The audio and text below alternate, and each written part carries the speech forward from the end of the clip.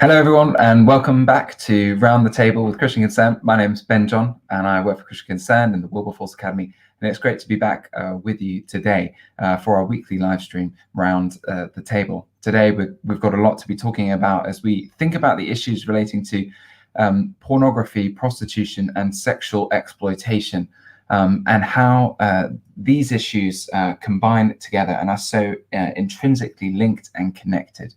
And is a huge injustice with which we should be speaking out into. Delighted to be joined by Andrea Williams, co-founder of Christian Concern, and Naomi Miles, head of policy at CESE UK, Campaign to End All Sexual Exploitation. It's great to have you both so much with us to talk about this vital issue.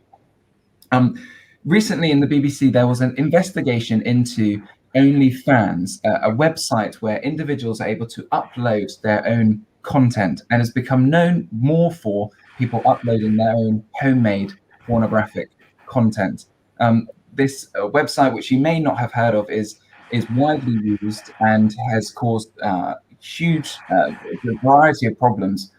But culturally, Naomi, why do you think there's such high demand for this new trend? I mean, to me, it seems sort of absurd why so many people are now going onto these kinds of websites and uploading pornography of themselves. Yeah, it's a really good question, and I think it has a lot to do with the fact that over the past 20 years, pornography has changed beyond recognition. So it used to be that you'd have to go out and buy dirty magazines, stash them under the bed or whatever. And since the dawn of the internet, it's become affordable, accessible, anonymous. Basically, free porn is available on demand for anybody. And the porn industry has basically gone mainstream. So it's worked very hard to reconstruct itself as something that's cool, edgy, sexy, fun, and harmless. So it's lost the stigma. It's no longer taboo to watch pornography. It's become quite normal. But it's also quite normal to make your own pornography as well. And it's seen as something that's quite cool. And obviously, you've got digital technology that allows people to take nude videos and images of themselves and share those. So I think the influence of the porn industry isn't fully recognized, but actually it has a profound impact on popular culture. Hypersexualization is everywhere. It's the air that we breathe. And young girls grow up being kind of constantly bombarded with the message that their worth lies in their appearance and their sex appeal. And so that leads them to treat themselves as a sex object. So you can see how it's easy for them to want to sign up to OnlyFans, and they can, get fans and the gratification that comes from feeling desired in that way, but also to make some money. But of course, the reality of having an OnlyFans account is quite different from the glamorous, easy money image that's portrayed. Yeah, well, that strikes into some of the issues that came up from this BBC investigation, which found that underage children have been setting up accounts, but also that missing children have been appearing in OnlyFans videos, according to a US watchdog, which said it's received reports of child exploitation. UK police forces have said children have complained about their images being uploaded to the site without consent, with one 17-year-old reporting that they've been blackmailed. And as I said, underage people willingly, choosingly to, as you said, to seek that affirmation, to seek that, thinking their value is in getting their fans and in getting all these watches and views and making that money. And some schools have shared anonymous reports. So this is directly from the BBC investigation. Schools have shared anonymous reports of pupils using the site, including a 16-year-old who boasted to her careers advisor about the money she made using the site, showing off her exuberant spending on Instagram. And really, as you said, it's that cultural issue. We're living in a pornographic, hypersexualized age. Andrea, what are your thoughts or sort of evaluations of this hypersexualized pornographic age that we're kind of living in now? And do you think a lot of that's kind of we've assumed a lot of that in our culture?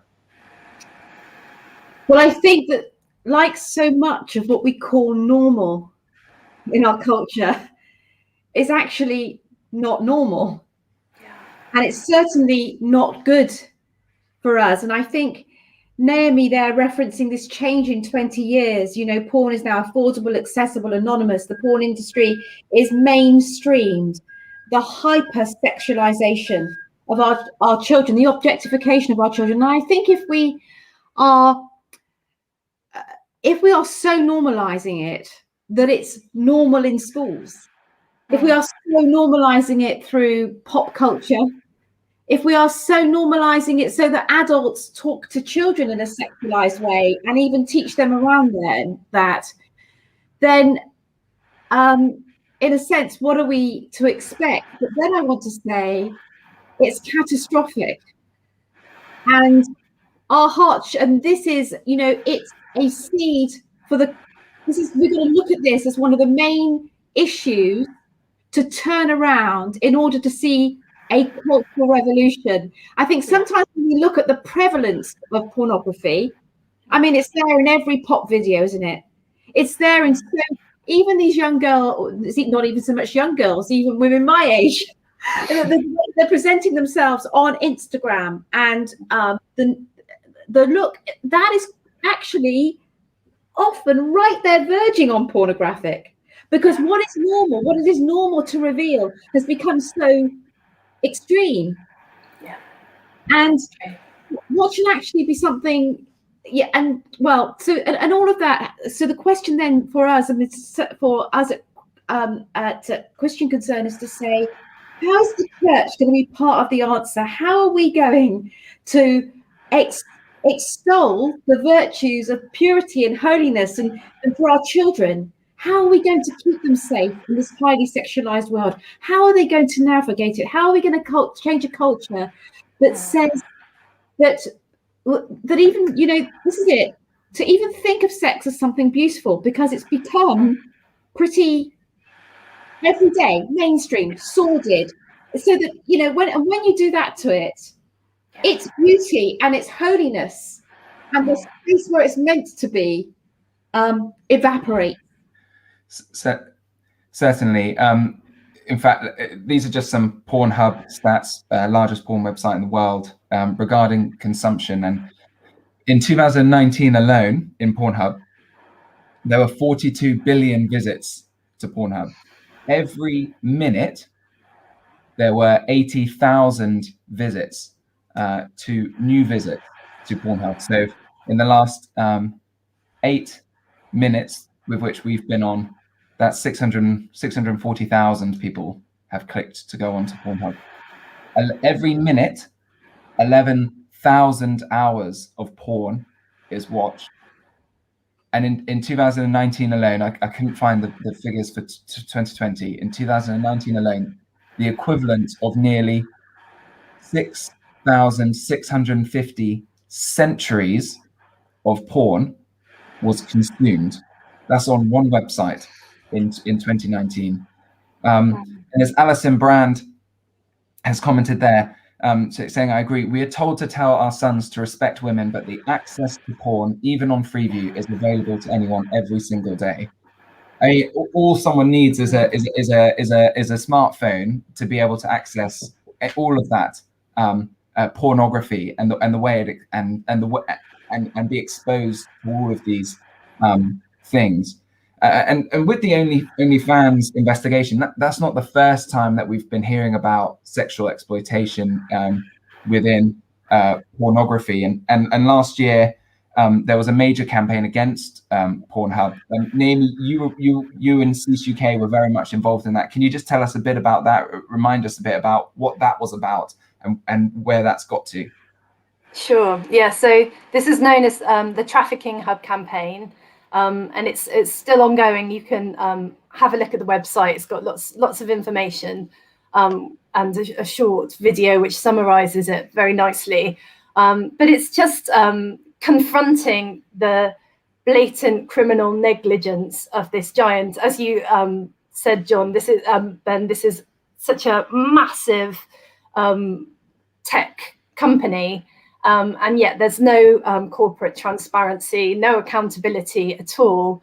It functions in a kind of pseudo-criminal way. It hosts a lot of either pirated professional pornography or user-generated uploads. And because it works, its business model functions on amassing as much content as possible, there's no filters, there's no moderation of that content. So, you know, there's obviously an inherent high risk that that content will include you know, recordings of rape and sexual assault and underage sexual activity and image-based sexual abuse with, you know, material that was consensual at the time but uploaded without the person's knowledge and consent. Pornhub was absolutely riddled with an unknown quantity of illegal pornography. And the more and more it was in the spotlight, it's very good at PR spin, and it has various moderation processes, but they do nothing to mitigate the inherent risk of the business model, which is incredibly profitable. There's so much money to be made. And I think it's really important to identify the fact that this isn't really about pornography and ideology at all. This is about money. For Pornhub, it's all about maximizing profit at any cost. And whoever gets hurt in the process, all the collateral damages, it's neither here nor there for them. As long as they can defend their reputation and appear a certain way, they're happy. But the Trafficking Hub Campaign had a lot of traction. It received over 2 million signatures worldwide, was supported by nearly 200 different organizations. And it sort of led to an award-winning journalist called Nicholas Kristof writing a big expose piece in the New York Times. And that was a real game changer, actually, that got the world's attention and just exposed some of the horrifying stories, you know, these children and women mostly whose lives have been absolutely devastated by their private explicit videos being circulated on a global scale. And once something's on the internet, it's very hard to ever get it back and live your life again. It's incredibly harmful and traumatizing. And that led Visa and MasterCard to pull their services from Pornhub. And that was the trigger for them to remove 10 million videos or the user-generated contents. I think there are a lot of lawyers advising them, and there was no way they could kind of maintain this position. And so the parent company, MindGeek, the executives have actually been taken in front of the Canadian government because MindGeek is, strictly speaking, a Canadian company. And there have been various legal challenges that are in the pipeline with victims seeking justice. It's good. There are things happening. There's so much more to be done. This is only one company. And actually, this happens all around Christmas. Pornhub's biggest competitor, Xvideos, said it was like an early Christmas present because suddenly a lot of people wanted to see the darkest, dodgiest material, which was all on Xvideos. So it's shocking that corporates are leading the way. This needs to be something that has proper regulation. For such a huge, powerful, well-resourced industry to basically be unregulated by any government is outrageous, considering the level of harm. Yeah, no, absolutely. Well, thank you for that, and thank you for the work and the pressure that you've been putting on them there. It's shocking that it, as you said, it took so long when people had been all these horrific videos were available, non-consensual were on there, and whatever legal channels that they had tried to do, they had been unable to do it. So we praise God for that, the work that you've been doing and the pressure that's been going on there. So there's in a sense there's a lot of different aspects to this. There's the sexual exploitation side, but then also the underage exposure side. Just want to remind everyone that they're most welcome to. Please do. We want to see your comments and your questions relating to all of this. Really great to hear your input on these issues of relating pornography, sexual exploitation, and beyond. But the other angle we do have is just the underage consumption. There's so much pornography out there, and it's impacting people so much. One recent survey found that over half of boys and over a third of girls reported that they believed pornography was a realistic depiction of sex. And a UK survey found that 44% of males aged 11 to 16 who consumed pornography reported that online pornography gave them ideas about the type of sex they wanted to try. And so this really links in with the campaign a few months ago, or the initiative a few months ago, Everyone's Invited, set up by I think a university student who used it as an opportunity for people to share their stories of abuse, really tied in with the Me Too campaign about how they've been harmed and the things, their stories and their testimonies of misogyny and all these kinds of things. And a lot of the testimonies were awful. I know this plays in a bit with what we've been saying earlier, Andrea, about the devaluing of sex and women and bodies. And Ben, let's just think about this. They're children. Yeah. They're little boys. If they're accessing porn at age 9, 10, 11, they're tiny little boys that need to be protected. The adults in their lives, the parents, the schools, there needs to be protections. We need to look after our sons and our grandsons. We need to look after our daughters and our granddaughters. And how is this good for our boys when they also get this kind of messed up view of what it's all about? How are they to be protected? How are they to be taught? This is why we need the cultural revolution in our schools, in our nurseries, in our homes, in our communities.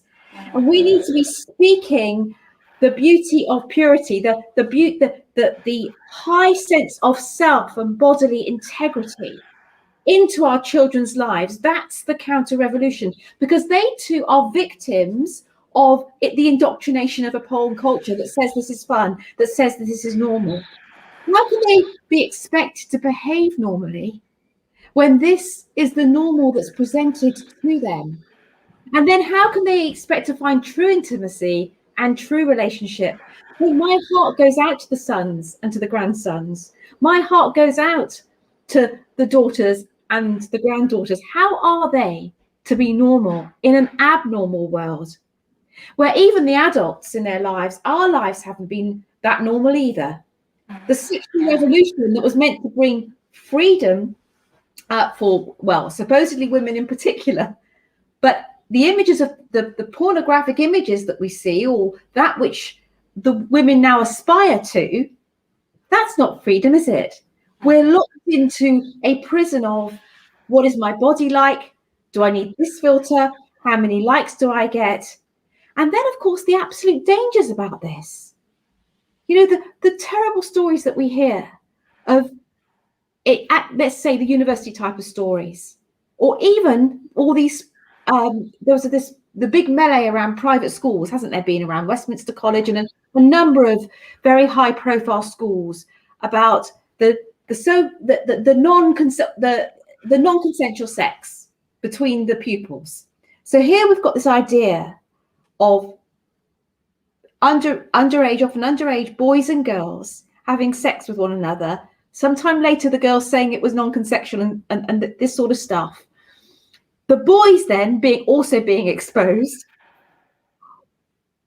And I want to just say, in all of that terrible muddle and mess, how is anyone to know what is consensual and non-consensual at various points? Of course, there's obviously terrible stuff, but in a highly sexualized world, fueled by alcohol and drugs, and what they've been viewing as normal and told as normal, in the kind of how it's played out in our schools, and the consequences for all of them, for the boys and for the girls, and the consequences of allegations of messed up thinking. What a mess. What brokenness. And again, what speaks we have to work out how we speak light and truth and life, and permission to say no, permission to our boys to say, don't go there, don't do it, it's not fun, it's not right. Permission to our girls, you do not have to, this is not what makes you beautiful or alluring. Yeah, certainly. And no, thank you for that, Andrea. And we're just going to take a short break now, and we'll be back where we're going to talk a bit more about what are the things we can be actively doing, and a particular campaign that Cease UK have been doing regarding protecting our children. But we're going to show you now a clip from last week's Church Unlocked stream, where Pastor Adeomuba shared the message he's telling Christians who are feeling lonely or fearful since the pandemic. Every one of you that God created, and if you're somebody facing that fear, I'm saying this is what encourages me. You're such a special brand of God. There is no two of you. There's only one of you. God created only one of you for your time and space. And you can identify with things that are going around you right now, but you are not defined by them. He loves you so much that he's kept you alive up till now. And he doesn't sleep and slumber on whatever is the matter and issue you're going through. He works on it round the clock. He's not forgotten you. He's not neglected you. He's not a God that then, suddenly goes on a brain freeze and doesn't know what is going on. He's so in tune and so understands what you're going through. And he wants you to hear that and be encouraged. That what he needs to do for you right now, that you're asking for, that is maybe to take away the fear. It might seem slow, the Bible says, but it does not delay. It will surely come to pass because he makes all things beautiful in his own time. I want to encourage you that in his eyes, he loves you. That was a clip from last week's Church Unlocked stream, and there will be many more engaging and inspiring Church Unlocked streams, videos, and articles for you to engage with over the coming weeks. We're really Ben, before you come back, and because I know that I know that we need to hear from Naomi and about the her judicial review, but I really want to say, just in response to that, what a message of hope on the issue that we've just been talking about. God created only one of you, and he knew you, and this is imagine our children, imagine a world of pornography where everyone has lost their identity, where people no longer know who they are, made in the image of God, a world where people don't know forgiveness and redemption and bodily restoration and forgiveness, that the hope is in the gospel. That is an amazing message, and the thing about the gospel is that it's powerful. And we have to believe that when we speak that out and live that out in our churches as Christians across this nation, then we can see an end to pornography. We can't imagine it. We can't imagine it. We can see a shift in the culture. It took 20 years to get this nasty. Well, it can turn around. That's not that long. But let's turn it around much faster than that. Let's turn it back. I had to say that's so powerful, just in the context. What Ade said was so powerful in the context of every one of you is made and known by God, and he restores you into purity and wholeness. No, certainly. No, thank you, Andrea, for that. Absolutely. I think we need to realize that our value comes from God, and it isn't sought in the world. It's not done by our appearance. It's not done by any standard which the world does. We're all fearfully and wonderfully made by God, woven together in our mother's wombs, each and every one of us.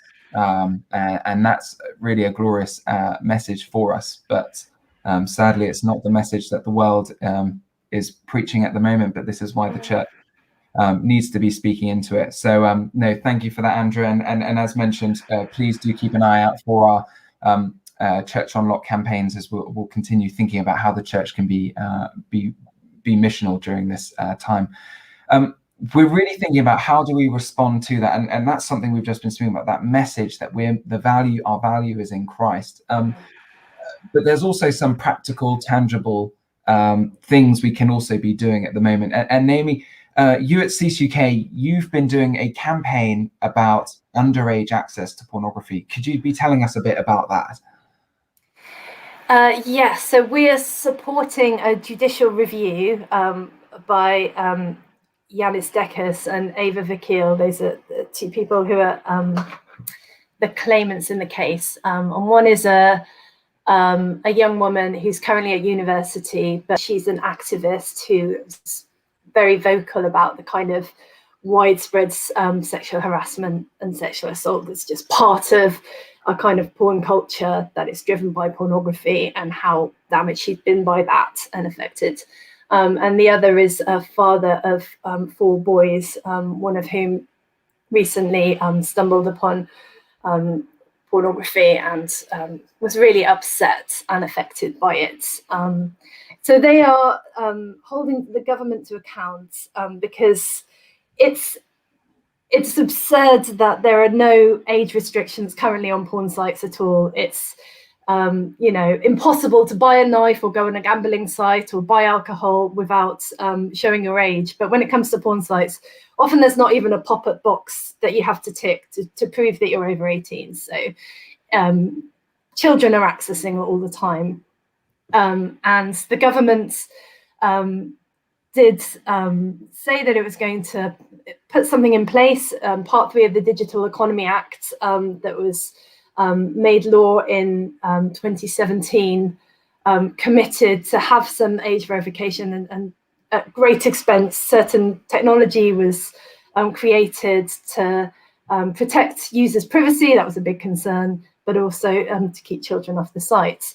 Unfortunately, that law was never enforced. In fact, it was in 2019, the then Culture Secretary announced that it was going to be pushed forward into the Online Harms Bill, which is now the Online Safety Bill.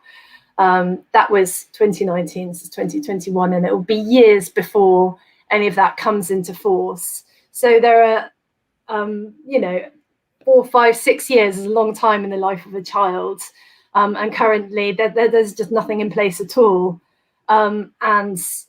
Yes, we want the government to try and implement Part 3 of the Digital Economy Act. As far as we can see, there's no good reason why it shouldn't be doing that, in order to have an interim means of protecting children and keeping them from pornography.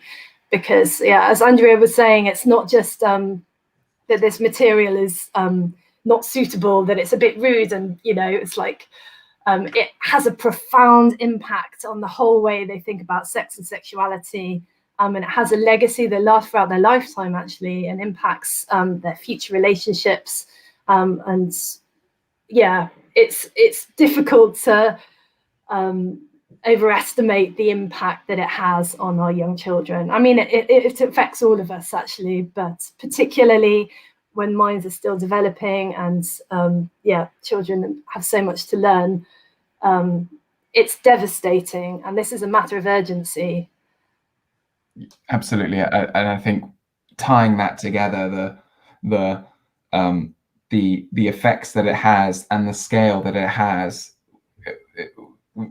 it doesn't really come as a surprise that our society, in a sense, is how it is, and it almost is daunting thinking about how it's going to be in a generation's time. Because if you think the smartphone is 14, 15 years old. We're getting to a point where a whole generation of adults would have grown up with extreme pornography being at your fingertips, and we you can only imagine how that's going to affect families and marriages and communities and our world. I think it's actually one of the root issues to address when we look at family breakdown, the fabric of family generally, the hypersexualization.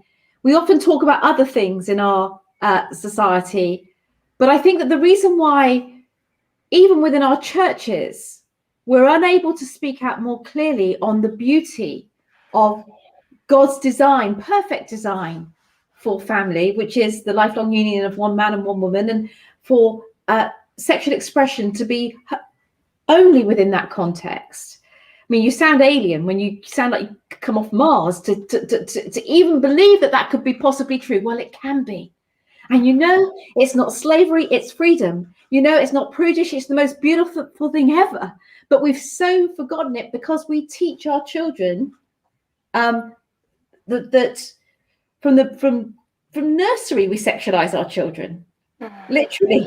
And I think that we and again, I don't always want to be kind of laying this whole lot of blame on the churches, because I'm not, because we're in this culture too.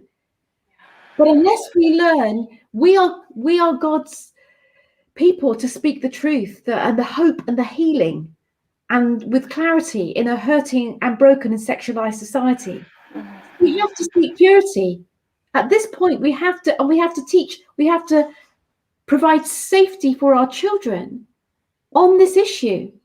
But some of the stats that frighten me, perhaps as much as I can't say more, because the stats that Ben has read out today are absolutely catastrophic. But the stats of pornography, even in the church, the stats of porn amongst church leaders, men in the church, and increasingly, of course, our women in the church, is so upsetting. I mean, just really upsetting. And of course, we know that if the sin is secret, because of course, all of the, with the smartphone, everything can be secret. Yeah. If it's in your, locked away in the secrecy of your bedroom, you can have a whole heap load of guilt. You don't confess it, you don't speak it, doesn't get dealt with. And we just generally don't speak about it in our churches, when actually we should be actively on our programs, in our children's programs, porn proofing our children.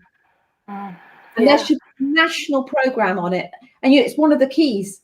If we porn proof our children, if we pursue purity, I believe it's a key to revival. I mean, I literally think it's that important, because it's one of the key unspoken sins, unconfessed sins, which puts us on mute and wraps us with the guilt. So the devil ties us up, makes us mute. We can't speak because we're racked with secret sin. It's true.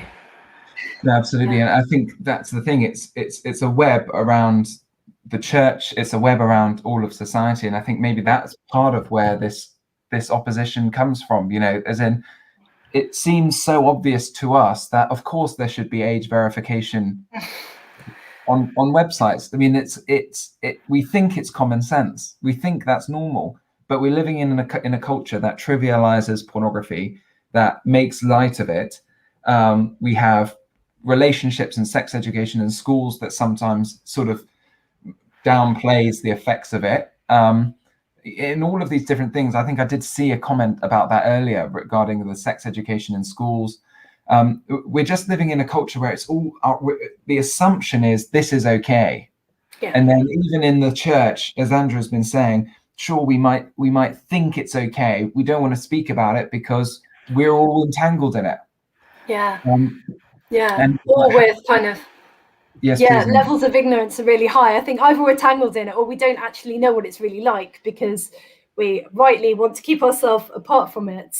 So we don't recognize how pervasive and prevalent it is. And the fact that pornography is not something you can watch and it stays in a little porn box in your head. It has a profound impact on behavior and attitudes. And the government's own research has confirmed that fact. And you were talking earlier, Ben, about everyone's invited.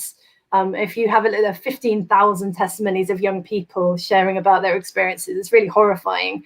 But there's a wealth of evidence about the profound impact that watching porn has. It shapes our ideas of sexuality, our understanding of sex and gender. Those who watch a lot of porn are far more likely to support rape myths, therefore more likely to use sexual aggression and coercion in their own relationships. Because pornography doesn't just display sex, there's a huge amount of sexual violence. Women are constantly portrayed as submissive, passive sex objects who men do things to, and they are completely disempowered and always up for everything. And so that indoctrination from watching this stuff, of course, like any other media, it's going to affect us so profoundly. And a sex education that just says pornography is fine as long as people recognize that it's not realistic is not good enough, because it undermines our other messages about mutuality and respect and consent. You know, there's something completely opposing those values that's promoted constantly in pornography. Yes, Well, certainly.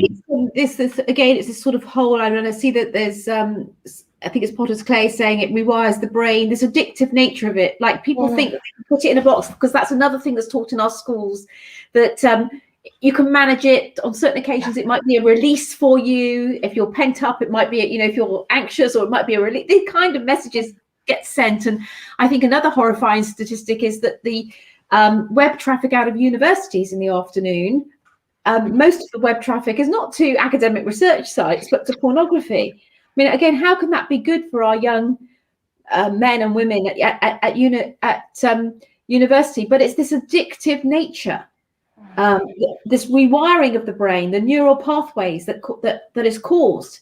This and how the intensification of it, the intensification of experience, what is needed in order to derive a similar feeling from early on, and that's how it gets more and more extreme. And as we've alluded here, who can only imagine what it is going forward? There's going to be the possibility of kind of all the artificial intelligence, avatars, robotics, and how you make yourself look. All of these things are going to get more and more extreme.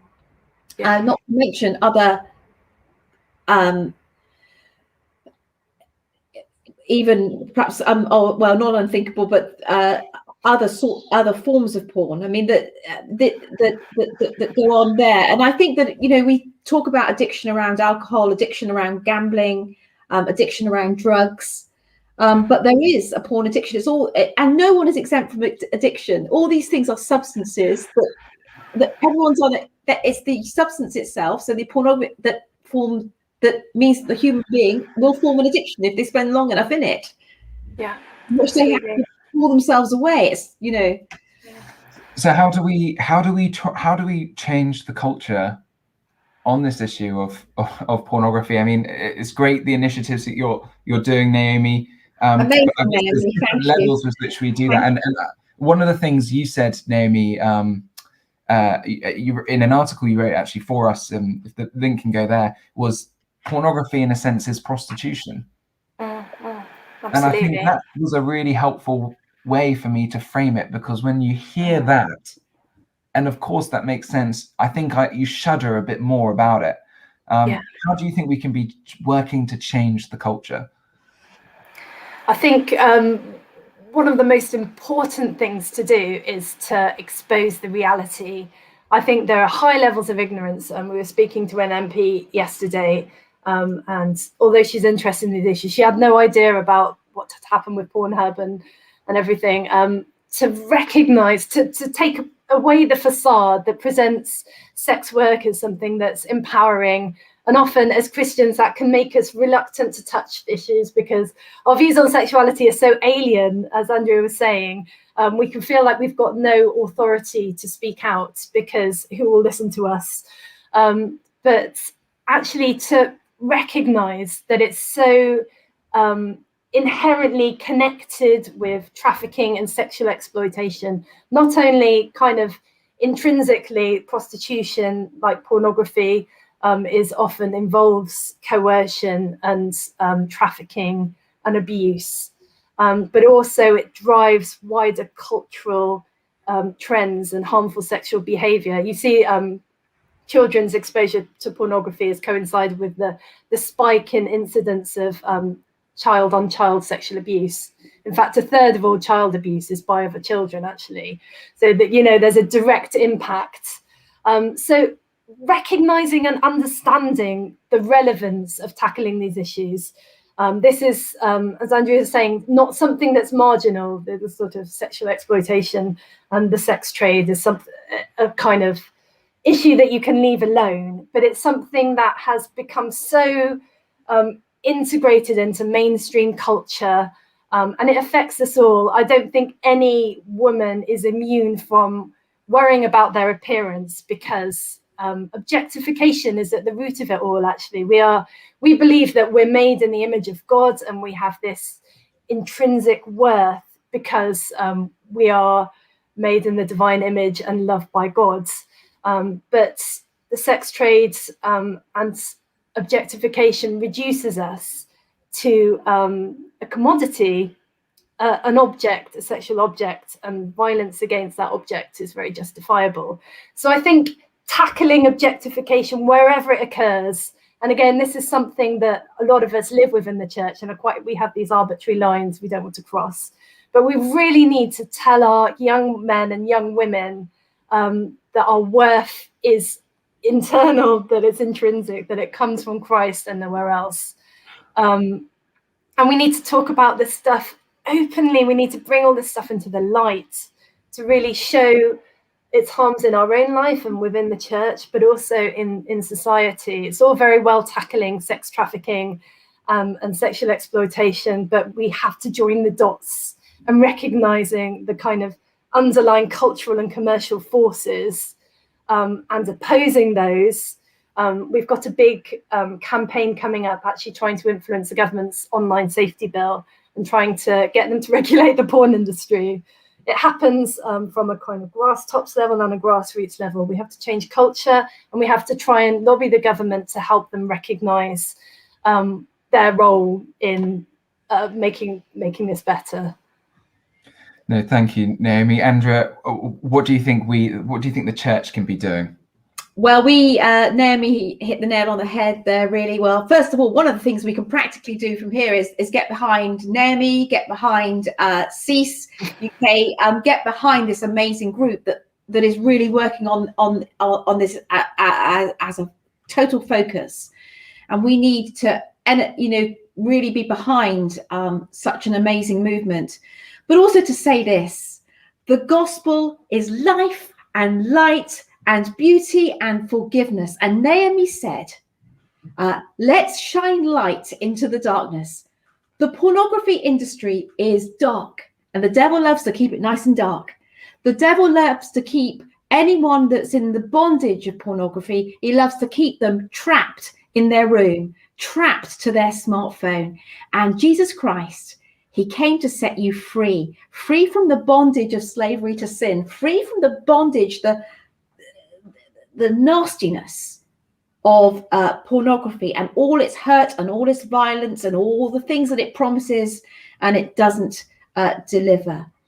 And it also keeps you free from the great idolatry of our age, which is the idolatry of the body, the worship of self, the worship of sex, that you are somehow valued because of how you look, and how sexually appealing you are. Well, the gospel is the antithesis of this, and God, he wants to come in and set you free from the bondage, from sexual bondage, and say to you, you are made pure, you are made beautiful in my sight.